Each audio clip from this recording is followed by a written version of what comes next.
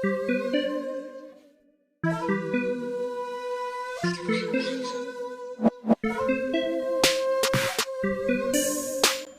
hath compassed the waters with bounds until the day and night come to an end. So you take that to mean when it says bounds? To bound is to enclose, to bind, to hold fast, to keep in place. So how do you think he does that with a ball? If he were going to get with the ball, I don't think it would be terribly different than the way it's described by secular sources. It's something like gravity. There would need to be a force created by him to contain it. If you think about a globe that way and water on it, it does immediately challenge your idea of other of the laws of physics, how that water would cling to a ball and not just roll off. Water always goes to the lowest level. It always feels the lowest level. So it's hard to think about water just congealing and held in the shape of a sphere. That is an awkward way to think about it. So on a flat Earth, the boundary would be around the edges. So you think on a globe, the boundary wouldn't be able to be something quite so physical and literal? It would have to be an unseen force.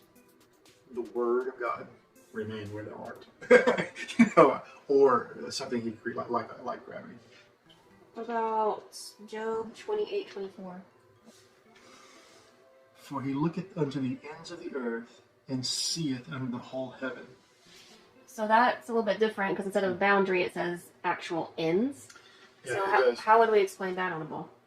We traditionally have used words like corner, ends, in, at least in English, even though we don't necessarily mean anything spherical.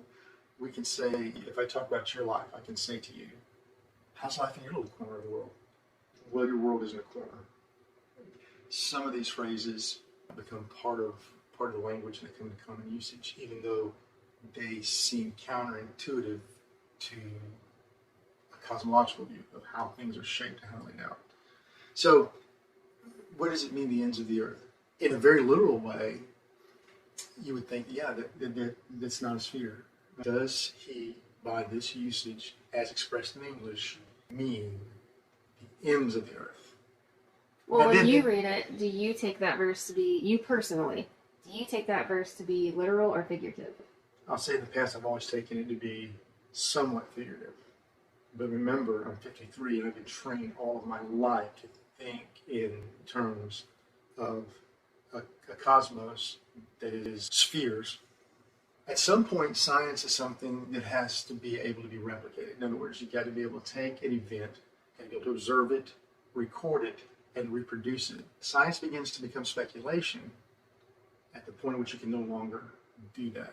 So from the vantage point that we have, with the limited tools of observation that we have with our limited intellect, we're probably not going to uncover, without divine special revelation, about how he created us, how he created the universe. I think that we take certain things from him on faith. So I have become much more skeptical, based mostly on my conversations with you, about the traditional view that I have about cosmology. Growing up in my generation, let's just be honest, when we thought about the idea of a universe that was continually moving and expanding and stars being born and dying and black holes, this was never really challenged in church. It was just more evidence of how awesome God was that he could create something like that and hold all of that in that delicate dance of the cosmos, this balance. My God is a God who can do these things.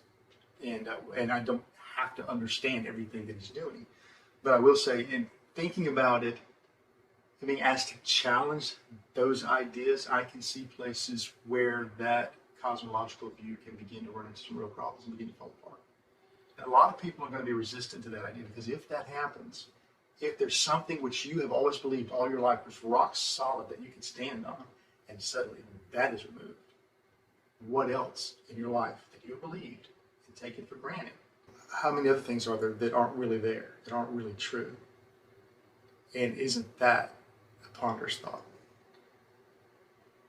The other one in Job that I think is even more compelling than either of these is when he says to Job, where were you when I laid the foundations. I think I was going to get you to read. I think that's in Job 38. And I was actually going to get you to flip to Job 38, but particularly verse 11. And he said, hitherto shalt thou come, but no further, and here shall thy proud waves be stayed. I can understand how that you could look at that and think that he's containing these great bodies of water. I asked the preacher what he thought, and he said, that's just the land. Well, I can understand why he would say that. Well, when I read that, where you're probably told, I take that to be the container that's holding everything in, which would be the ice wall around the edges. An ice wall. And if you can think of the model of the flat Earth with that ice wall around the edges containing everything, then that verse is going to meet that view. The same way that you can have some cultural differences based on the worldview and the culture you grew up in about how to interpret a Bible verse, that people have a flat Earth view are going to look at this and it's going to make perfect sense. And it does if you think about a flat Earth model, to think that an ice shelf is holding in that water. On the other hand, if you've always grown up all your life thinking of the Galilean or Copernican view of the universe, heliocentric theories and all that, you're going to think about the way that you've observed waters behave according to physics, flowing to the lowest spot and filling out from there. And so the question is, where do I come down? How do I interpret that? When I look at these verses, how do I interpret that? And I'm undecided. There would have been a time in the past when you would ask me, and I would have absolutely said, well, it's round. I'm willing, however, now to entertain the idea that everything isn't exactly as I have been told that it is, and that I can challenge any and every idea.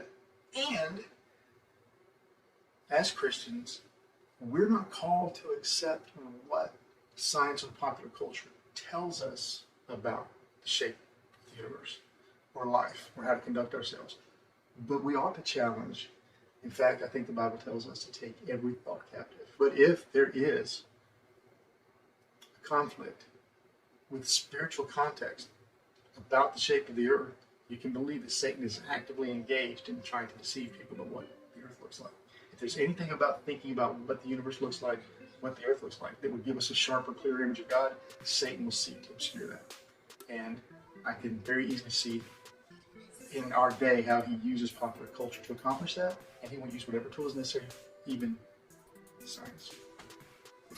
Are you aware that on the flat Earth model that the ice wall is Antarctica? Yes, I'm aware only because I've heard it discussed. Do you know about the Antarctic Treaty? Yeah. Have you known nations to ever behave that way over any other portion of land? Oddly enough, the whole idea about landing on the moon, certain nations agreed to do, not to try to colonize the moon, not to try and claim it as a resource.